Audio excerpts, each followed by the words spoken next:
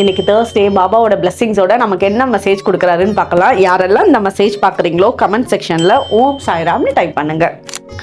பாபாவோட பார்வையில் உங்களை அவர் ஒரு ரொம்ப தூய்மையான மனசு படைச்சவராக தான் பார்த்துட்ருக்காரு.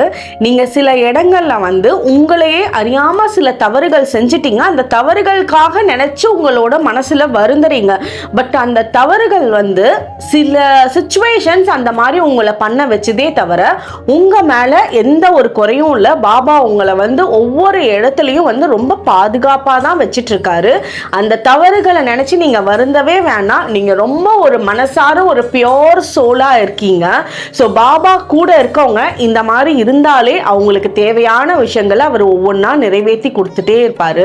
நீங்க பாபாவை நினைச்சு ஒரு 108 தடவை ஒரு பேப்பர்ல ஓம் சாய்ராம்னு எழுதிட்டே வாங்க. ஸோ அந்த நீங்க எழுத எழுத எழுத அந்த 108 தடவை கம்ப்ளீட் பண்றப்பவே உங்களோட மனசுக்குள்ள அந்த நம்பிக்கை ஏற்படும். நீங்க எழுதுற பேப்பரை கொண்டுட்டு போய் நீங்க கோயில்ல வச்சுட்டு வாங்க.